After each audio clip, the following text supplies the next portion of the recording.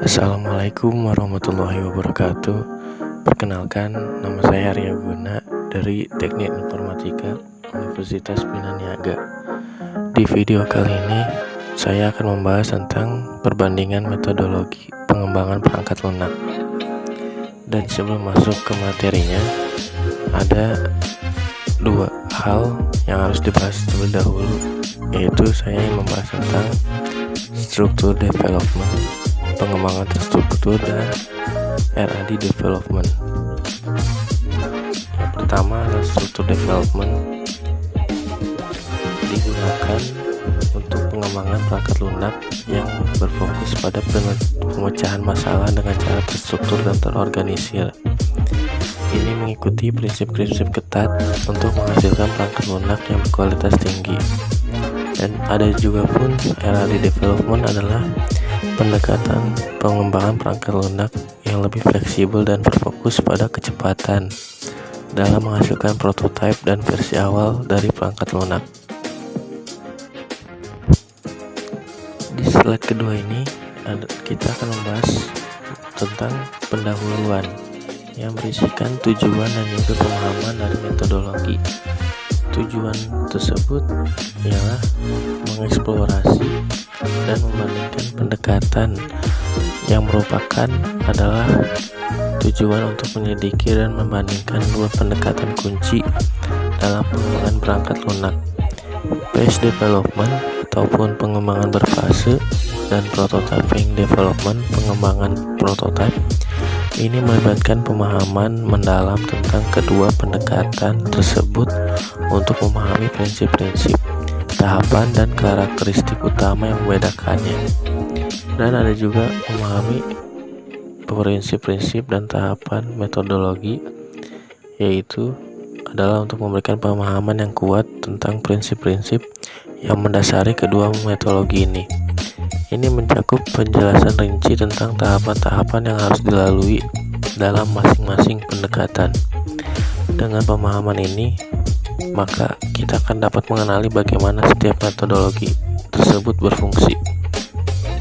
Pemahaman metodologi adalah salah satunya mempengaruhi kesuksesan kepada proyek, yaitu perangkat lunak akan memiliki dampak besar pada seluruh hasil proyek. Memilih pendekatan yang tepat dapat mempengaruhi sejauh mana proyek akan berhasil, baik dari segi waktu, biaya, maupun kualitas hasil akhir. Yang kedua, perbandingan antara phase development dan prototyping development. Phase development dan prototyping development adalah dua pendekatan yang berbeda. Mereka memiliki kelebihan dan kelemahan unik yang harus dipahami oleh pengembang. Memahami perbedaan dan persamaan antara keduanya membantu dalam membuat keputusan yang tepat untuk situasi tertentu. Dan yang ketiga, manfaat dan pemahaman yang mendalam untuk kedua metodologi ini adalah membuat keputusan yang tepat dalam memilih pendekatan yang sesuai untuk proyek tertentu, mengelola risiko dengan lebih baik dengan memahami tantangan yang mungkin dihadapi dalam masing-masing pendekatan, meningkatkan efisiensi dengan mengikuti tahapan yang telah terbukti dalam metodologi yang dipilih, dan memastikan kepuasan pengguna akhir dengan memenuhi kebutuhan dan ekspektasi mereka. Dengan pemahaman yang kuat tentang phase development dan prototyping development, pengembang perangkat lunak akan lebih siap untuk menghadapi tantangan dan juga yang lainnya dalam pengembangan perangkat lunak untuk meningkatkan kesuksesan proyek mereka. Di metodologi phase development ini ada tahapan dalam merencanakan dan melakukan phase development. Yang pertama adalah perencanaan atau planning. Tahap perencanaan adalah langkah awal dalam pengembangan perangkat lunak. Definisikan dulu tujuan proyek dengan jelas, termasuk lingkup, batasan, dan sasarannya. Identifikasi dulu sumber daya apa saja yang diperlukan, seperti tim pengembangan, perangkat keras, perangkat lunak, dan anggaran biaya. Buat rencana proyek yang mencakup jadwal waktu, tugas-tugas yang harus diselesaikan, dan penugasan tugas kepada tim. Yang kedua, analisis. Tahap analisis berfokus pada pemahaman kebutuhan pengguna. Lalu kumpulkan informasi tentang kebutuhan bisnis, proses, dan fungsi yang harus diintegrasikan ke dalam perangkat lunak. Identifikasi pemangku kepentingan dan libatkan mereka dalam analisis kebutuhan. Yang ketiga, desain. Pada tahap desain, arsitektur perangkat lunak direncanakan dengan cermat. Pilih teknologi, alat, dan platform yang sesuai dengan kebutuhan proyek. Lalu kembangkan desain rinci yang mencakup struktur database, antarmuka pengguna, dan aliran kerja aplikasi. Yang keempat, implementasi. Tahap implementasi melibatkan pengembangan kode sumber perangkat lunak berdasarkan desain yang telah dibuat. Tim pengembangan bekerja untuk menghasilkan komponen perangkat lunak yang berfungsi sesuai dengan spesifikasi desain. Yang kelima, pengujian. Verifikasi dan validasi perangkat lunak dilakukan pada tahap ini. Pengujian unit menguji setiap komponen secara terpisah. Pengujian integrasi menguji interaksi antara komponen-komponen tersebut. Pengujian fungsional memastikan bahwa perangkat lunak berfungsi sesuai dengan kebutuhan. Lalu yang ke-6, implementasi bertahap. Peluncuran perangkat lunak dilakukan secara bertahap atau fase demi fase. Lalu setiap fase mungkin melibatkan sebagian dari pengguna akhir atau fungsionalitas tertentu yang diluncurkan. Ini memungkinkan pengguna untuk mulai menggunakan perangkat lunak lebih awal dalam proses pengembangan. Lalu yang ke-7, operasi dan pemeliharaan. Setelah implementasi, perangkat lunak harus dipelihara dan dikelola dengan baik. Di dalam hal ini pun juga termasuk dalam perbaikan bug, pembaruan fungsionalitas, dan dukungan teknis bagi pengguna akhir. Tahap-tahap ini membentuk kerangka kerja yang terstruktur dan yang siap untuk pengembangan perangkat lunak dalam pendekatan phase development. Dengan mengikuti tahapan ini secara cermat, tim pengembangan dapat memulai proyek dengan lebih efisien dan memastikan bahwa perangkat lunak yang dihasilkan memenuhi kebutuhan dan standar yang ditetapkan. Di dalam phase development juga ada keunggulan dan kelemahannya. Keunggulan phase development yang pertama adalah struktur yang terorganisir. Struktur ini yang terorganisir dengan tahapan-tahapan yang jelas ini memungkinkan tim pengembangan untuk mengikuti proses yang terstruktur dan terdokumentasi dengan baik. Setiap tahap memiliki tujuan yang jelas dan hasil yang dapat diukur, yang membantu mengendalikan proyek dengan lebih baik. Yang kedua, kualitas tinggi karena pengujian mendalam. Di kualitas pengujian mendalam ini akan mendorong pengujian yang mendalam setiap tahap. Itu berarti bahwa setiap komponen atau fase dari perangkat lunak akan melalui serangkaian pengujian yang ketat. Hal ini menyebabkan identifikasi dini dan perbaikan masalah, sehingga menghasilkan perangkat lunak dengan kualitas yang lebih tinggi. Yang ketiga, cocok untuk proyek dengan kebutuhan yang jelas dan stabil. Metodologi ini sangat cocok untuk proyek-proyek yang memiliki kebutuhan yang jelas dan stabil. Jika spesifikasi proyek tidak berubah-ubah secara signifikan selama pengembangan, pendekatan phase development dapat memberikan prediktibilitas yang baik dalam hal waktu dan anggaran. Kelemahannya yang pertama adalah kurang fleksibel terhadap perubahan kebutuhan. Salah satu kelemahan utama dari phase development adalah kurangnya fleksibilitas terhadap perubahan kebutuhan. Karena fase-fase proyek telah direncanakan dengan baik di awal, sulit untuk mengakomodasi perubahan yang mungkin muncul dalam kebutuhan proyek. Yang kedua, pengguna melihat produk akhir setelah fase implementasi. Dalam pendekatan ini, pengguna seringkali baru melihat produk akhir setelah fase implementasi selesai. Ini bisa menjadi masalah jika ada perubahan besar yang diperlukan setelah tahap ini, karena perbaikan dapat menjadi lebih sulit dan mahal. Lalu, resiko tinggi jika analisis awal tidak lengkap. Pendekatan phase development memerlukan analisis awal yang mendalam untuk mengidentifikasi kebutuhan dan spesifikasi dengan benar. Jika analisis awal tidak lengkap atau akurat, proyek dapat berisiko menghadapi masalah yang serius dalam tahap-tahap berikutnya. Keunggulan dan kelemahan ini harus diperhatikan saat mempertimbangkan penggunaan phase development dalam proyek pengembangan perangkat lunak, dan langkah-langkah mitigasi harus dipertimbangkan untuk mengatasi kelemahan yang mungkin timbul selama proses pengembangan.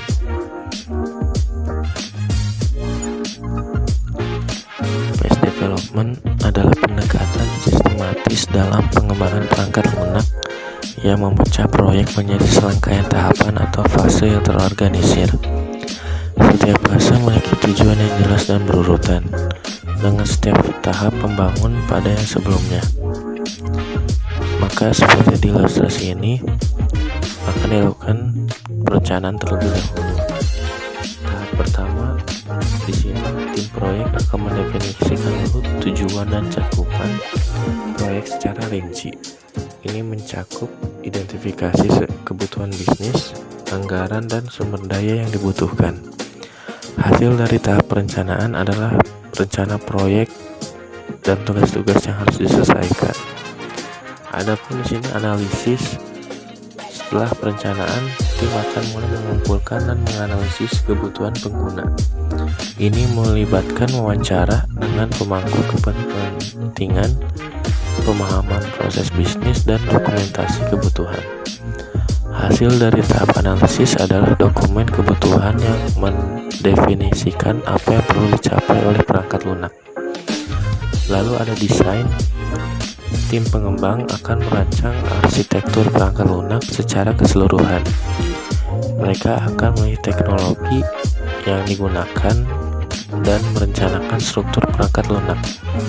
Selain itu, desain rinci dari setiap komponen perangkat lunak juga dibuat, termasuk antarmuka pengguna dan basis data.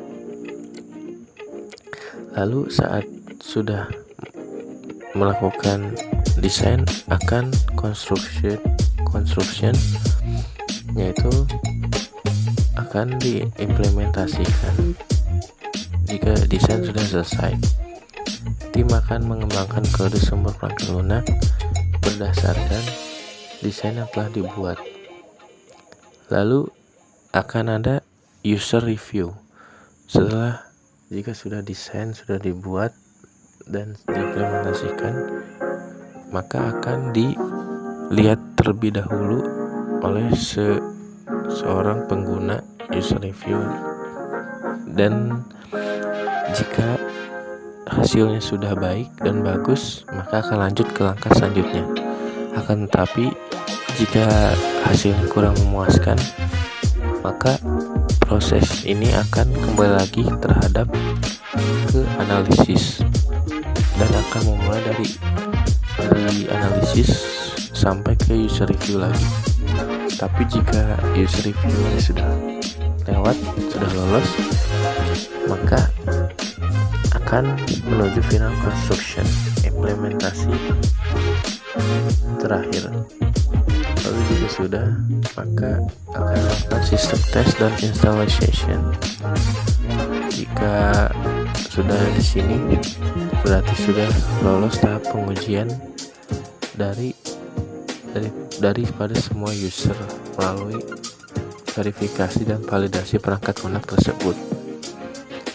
Lalu jika sudah beres semua langkah sistematis ini, akan dilakukan operasi dan juga pemeliharaan maintenance perangkat lunak ini agar bisa terus mendapatkan perawatan rutin, pembaruan, dan dukungan teknis bagi pengguna yang menggunakannya di akhir nanti.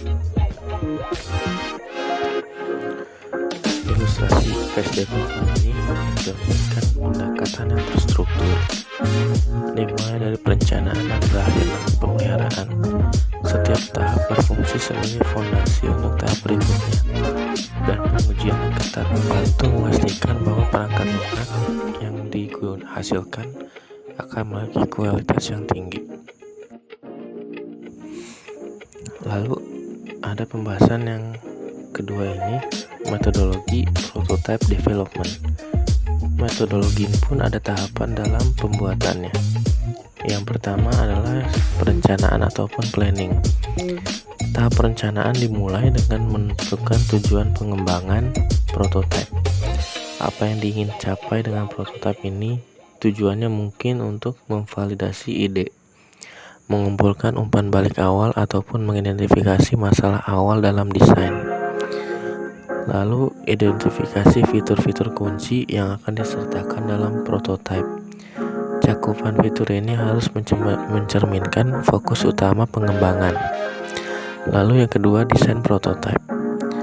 Pada tahap ini, tim pengembangan merancang model ataupun prototipe awal berdasarkan kebutuhan awal yang telah diidentifikasi.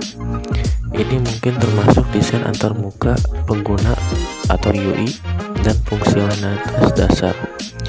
Kemudian konsep prototipe ini diubah menjadi representasi visual yang dapat digunakan untuk pengujian dan evaluasi.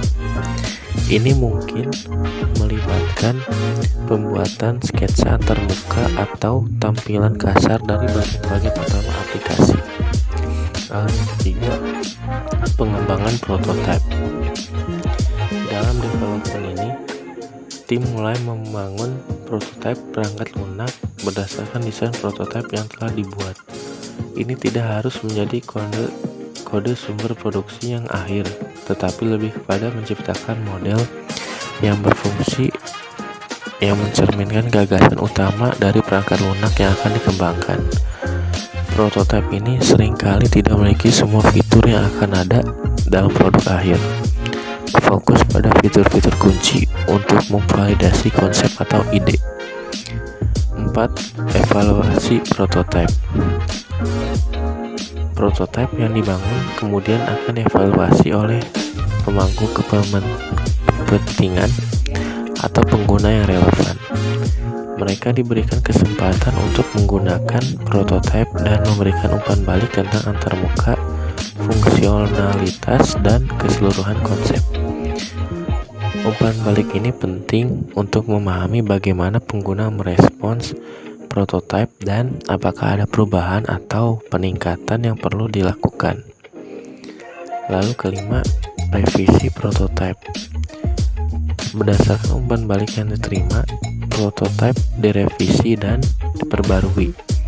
Ini bisa mencakup perbaikan antarmuka, penambahan fitur, atau perubahan lain yang diidentifikasi selama evaluasi. Proses ini mungkin berulang beberapa kali untuk memastikan bahwa prototipe mencerminkan kebutuhan dan ekspektasi pengguna. Lalu, implementasi final. Setelah prototipe telah dievaluasi, revisi, dan dianggap memadai, pengembang dapat melanjutkan ke tahap pengembangan produk akhir. Prototipe digunakan sebagai dasar untuk mengembangkan perangkat lunak yang lebih lengkap dan komprehensif. Tahap-tahap dalam prototype development mencerminkan pendekatan yang iteratif, di mana pengembangan berfokus pada memahami kebutuhan pengguna dan mengidentifikasi masalah sedini mungkin. Ini memungkinkan perbaikan dan perubahan yang lebih cepat dalam pengembangan perangkat lunak. Lalu di prototype development pun ada keunggulan dan kelemahannya masing-masing. Untuk keunggulan yang pertama, berfokus pada kebutuhan pengguna awal, yaitu fokusnya pada kebutuhan dengan membangun prototipe awal. pengembang dapat mendapatkan umpan balik dari pengguna sejak dini dalam proses pengembangan. Yang kedua, identifikasi masalah dan perubahan kebutuhan yang lebih awal. Pengembang prototipe memungkinkan identifikasi masalah atau perubahan kebutuhan lebih awal dalam proses. Penggunaan prototipe memungkinkan pemangku kepentingan untuk melihat dan merasakan produk lebih awal yang dapat mengungkapkan masalah yang mungkin tidak terdeteksi dalam pendekatan pengembangan yang lebih tradisional. Lalu yang ketiga, produk yang lebih sesuai dengan ekspektasi pengguna. Dengan melibatkan pengguna secara aktif dalam proses pengembangan, prototype development cenderung menghasilkan produk yang lebih sesuai dengan ekspektasi pengguna. Ini dapat meningkatkan tingkat kepuasan pengguna akhir. Lalu kelemahannya, yang pertama, memerlukan lebih banyak waktu dan sumber daya dalam merevisi prototype. Pendekatan ini dapat memerlukan lebih banyak waktu dan sumber daya dalam revisi prototipe, karena prototipe dapat berubah dan berkembang seiring dengan umpan balik pengguna. Ini bisa mengakibatkan penundaan dalam tahap pengembangan. Lalu yang kedua, sulit untuk mengelola tanpa struktur yang baik. Prototype development memerlukan manajemen yang baik untuk mengelola revisi prototype dan memastikan bahwa perubahan yang diminta oleh pengguna diintegrasikan dengan baik. Tanpa manajemen yang tepat, proses ini menjadi sulit untuk dikelola. Lalu yang ketiga, tidak cocok untuk proyek dengan kebutuhan yang sangat jelas. Pendekatan ini mungkin tidak cocok untuk proyek yang memiliki kebutuhan yang sangat jelas dan sangat stabil sejak awal. Jika semua persyaratan proyek telah ditentukan dengan baik sejak awal, pendekatan pengembangan tradisional mungkin lebih efisien. Keunggulan prototype development terutama terletak pada kemampuannya untuk menggali dan mengakomodasi perubahan kebutuhan pengguna serta memfokuskan pada pengembangan produk yang lebih sesuai dengan ekspektasi pengguna. Namun, penggunaan yang tepat dari metode ini harus dipertimbangkan berdasarkan karakteristik dan kebutuhan spesifik dari proyek yang sedang dikerjakan.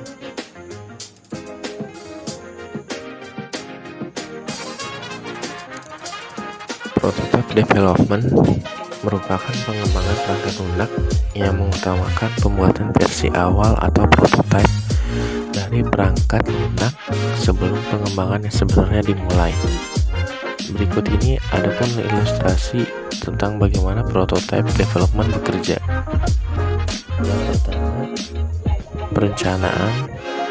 Tim proyek mulai dengan tahap perencanaan, mana mereka menentukan tujuan, pengembangan prototipe dan cakupan fitur. Maka dari itu, tujuan utamanya adalah memahami apa yang ingin dicapai dengan prototipe ini dan fokus pada fitur-fitur yang relevan. Lalu yang kedua, adapun desain prototipe. Setelah perencanaan, tim akan mengambil langkah berikutnya dengan merancang model atau prototipe awal. Ini melibatkan perancangan antarmuka pengguna dan elemen-elemen utama dari perangkat lunak yang akan dikembangkan.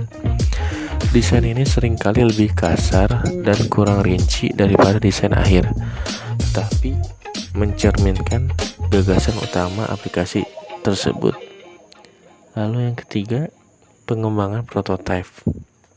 Dalam tahap ini, tim akan mulai membangun prototipe perangkat lunak berdasarkan desain prototipe yang telah dibuat. Prototipe ini mungkin hanya berisi fungsionalitas dasar yang mencerminkan konsep keseluruhan perangkat lunak. Prototipe ini mungkin tidak memiliki semua fitur yang akan ada dalam produk akhir. Lalu ada evaluasi prototipe. Setelah prototipe dibangun, tim mengumpulkan umpan balik dari pengguna ataupun pemangku kepentingan yang relevan. Pengguna diberikan kesempatan untuk menguji dan menggunakannya. Umpan balik ini mencakup pendapat tentang antarmuka pengguna, fungsionalitas dan apakah prototipe mencerminkan kebutuhan dan ekspektasi pengguna. Lalu adapun implementasi final. Di dalam implementasi final ini, maka prototipe selesai dievaluasi dan direvisi, dan pengembang dapat melanjutkan ke tahap pengembangan produk akhir. Prototipe akan digunakan sebagai dasar untuk membentuk perangkat lunak yang lebih lengkap. Ilustrasi prototype development mencerminkan pendekatan yang berfokus pada iterasi, di mana prototipe awal digunakan untuk mengumpulkan umpan balik dan pemahaman yang lebih baik tentang kebutuhan pengguna. Ini memungkinkan pengembangan yang lebih fleksibel dan responsif terhadap perubahan yang mungkin terjadi dalam proyek pengembangan perangkat lunak. Tahapan-tahapan dalam pengembangan perangkat lunak dapat memiliki pendekatan yang berbeda antara phase development dan prototyping development. Di dalam phase development, perencanaan akan didefinisikan di awal proyek dengan cakupan yang tetap. Perencanaan ini memungkinkan perencanaan yang matang sejak awal. Lalu analisis dalam phase development berfokus pada detail dan keseluruhan gambaran proyek. Ini mencakup pengumpulan dan analisis kebutuhan antara kebutuhan secara mendalam. Lalu desain memiliki rancangan keseluruhan yang rinci. Desain ini mencakup arsitektur perangkat lunak dan desain rinci dari setiap komponen. Lalu implementasi berkembang setelah desain dan berlangsung bertahap. Mengembangkan kode berdasarkan desain. Lalu pengujian testing dilakukan setelah implementasi tahap memverifikasi fungsi-fungsi perangkat lunak. Lalu implementasi bertahap ke produksi akan terjadi pada akhir proyek setelah semua tahap selesai. Lalu operasi dan pemeliharaan maintenance. Tahapan operasi dan pemeliharaan muncul setelah implementasi selesai, melibatkan perawatan dan dukungan rutin. Lalu di prototyping dan development, perbedaannya di perencanaan akan lebih fleksibel, fokus pada kebutuhan awal, dan dapat berkembang seiring waktu. Lalu di analisis akan mencakup umpan balik dari prototipe awal yang digunakan oleh pengguna. Ini membantu memahami kebutuhan pengguna secara lebih iteratif. Lalu di desain akan berfokus pada desain prototipe. Ini mencakup desain awal yang mungkin kurang rinci. Lalu di tahap implementasi pada prototipe awal dan berkembang seiring dengan revisi prototipe. Lalu di pengujian akan dilakukan pada prototipe iteratif, dengan setiap revisi memasukkan perbaikan berdasarkan umpan balik. Lalu implementasi bertahap akan melibatkan implementasi bertahap setiap revisi prototipe. Lalu operasi dan maintenance akan terjadi setelah produk final diluncurkan. Lalu ada juga perbandingan keunggulan dan perbandingan kelemahan bagi kedua metodologi ini. Keunggulan pada phase development dan prototype development, perbandingannya sebagai berikut. Phase development, struktur organisasi dan perencanaan akan lebih baik. Kualitas tinggi karena pengujian mendalam pada setiap tahap. Cocok untuk proyek dengan kebutuhan yang jelas dan stabil sejak awal. Lalu prototyping development fokus pada kebutuhan pengguna awal, meningkatkan kepuasan pengguna, mampu mengidentifikasi masalah dan perubahan kebutuhan lebih awal dalam proses, dan fleksibel terhadap perubahan kebutuhan yang mungkin terjadi. Lalu perbandingan kelemahan phase development dan prototyping development adalah jika phase development kurang fleksibel terhadap perubahan kebutuhan yang signifikan dan resiko tinggi jika analisis awal tidak lengkap atau salah. Jika prototyping memerlukan lebih banyak waktu dalam revisi prototipe dan dapat menjadi sulit untuk mengelola jika tidak terstruktur dengan baik.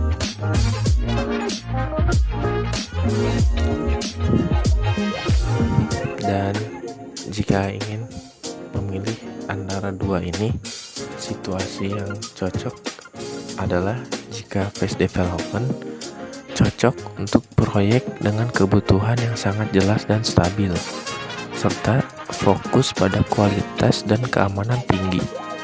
Efektif jika perubahan kebutuhan diharapkan minimal. Lalu prototyping development cocok untuk proyek yang mungkin memiliki perubahan kebutuhan, berfokus pada kepuasan pengguna awal dan memiliki fleksibilitas untuk beradaptasi dengan perubahan kebutuhan pengguna. Maka dari itu, secara rinci perbandingan antara phase development dan prototyping development ini mencakup tahapan, keunggulan, kelemahan, dan situasi yang cocok untuk masing-masing metodologi. Ini akan membantu kita untuk memahami perbedaan dan pertimbangan apa saja yang akan kita lakukan jika ingin memilih pendekatan metodologi dua ini saat kita akan mengembangkan sebuah aplikasi. Kesimpulannya, kita dalam rangka pemahaman yang lebih baik tentang pengembangan perangkat lunak, kita telah membandingkan dua metodologi yang berbeda, yaitu phase development dan prototyping development. Kesimpulan dari perbandingan ini adalah phase development adalah pendekatan yang terstruktur dengan tahapan yang jelas. Pendekatan ini lebih cocok untuk proyek-proyek dengan karakteristik yang sangat jelas dan stabil sejak awal, lalu memerlukan tingkat kualitas dan keamanan yang tinggi, dan cakupan proyek yang dapat tetap tidak berubah sepanjang siklus pengembangan. Keunggulan dari phase development adalah kemampuannya untuk memberikan struktur yang terorganisir, menghasilkan produk berkualitas tinggi, dan meminimalkan perubahan yang dapat mengganggu jadwal. Namun, kelemahannya adalah kurangnya fleksibilitas terhadap perubahan kebutuhan. Lalu di sisi lain, prototyping development adalah pendekatan yang lebih fleksibel dan berfokus pada kebutuhan pengguna awal. Pendekatan ini lebih cocok untuk proyek-proyek dengan karakteristik berikut, yaitu kebutuhan proyek mungkin berubah ataupun belum jelas secara detail, fokus pada kepuasan pengguna awal, dan umpan balik pengguna sejak dini dalam proses pengembangan. Keunggulan dari prototyping development adalah kemampuannya untuk mengidentifikasi masalah dan perubahan kebutuhan lebih awal dalam proses pengembangan, serta memberikan produk yang lebih sesuai dengan ekspektasi pengguna. Namun, kelemahannya adalah memerlukan lebih banyak waktu dalam revisi prototipe dan memerlukan manajemen yang baik.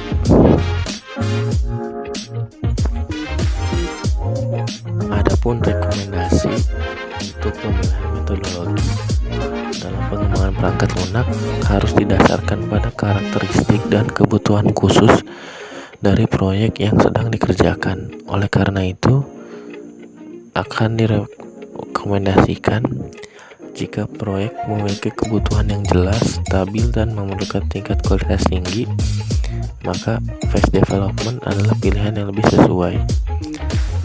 Adapun jika proyek memiliki potensi perubahan kebutuhan atau fokus pada kepuasan pengguna awal, prototyping development dapat memberikan manfaat yang lebih besar.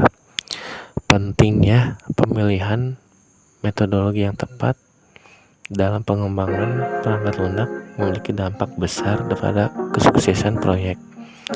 Ini memengaruhi kualitas produk akhir, efisiensi pengembangan, dan kepuasan pengguna. Oleh karena itu, pemahaman yang mendalam tentang karakteristik masing-masing metodologi dan kemampuan untuk mengadaptasikannya sesuai dengan kebutuhan proyek adalah langkah penting dalam mencapai kesuksesan dalam pengembangan perangkat lunak.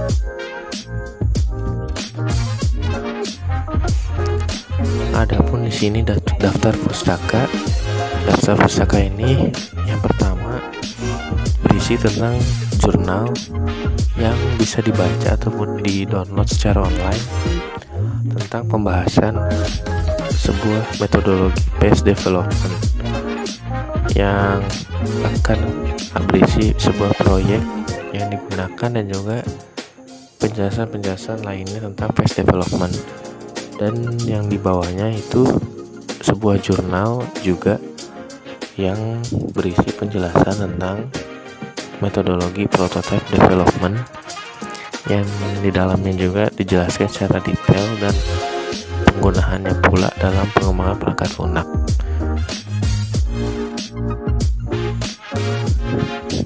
Jika kalian menggunakan link dalam daftar pustaka yang pertama yang membahas PES development, maka akan muncul sebuah jurnal seperti ini yang sudah dijelaskan sebelumnya, membahas metodologi PES development dan pengembangannya.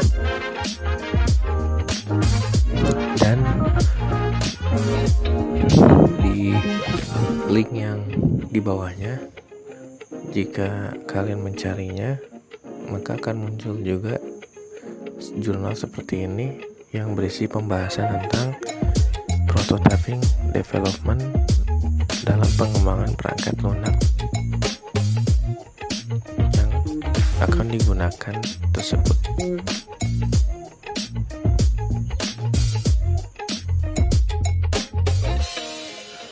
Sekian dan terima kasih bagi yang sudah menonton sampai akhir video ini dalam pembahasan kita mengenai dua metodologi dalam pengembangan perangkat lunak software, yaitu PES development maupun juga prototype development.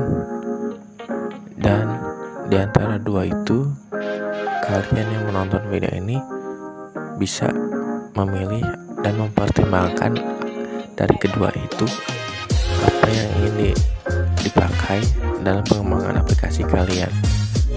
Dan jika sudah selesai di akhir video ini, saya ucapkan terima kasih kembali dan juga semoga bermanfaat atas hal dan informasi yang saya berikan kali ini di video ini. Dan juga jika kalian suka video ini, like dan subscribe. Jika kalian tidak suka, maka kalian bisa mendislike-nya. Sekali lagi terima kasih dan wassalamualaikum warahmatullahi wabarakatuh. Bye.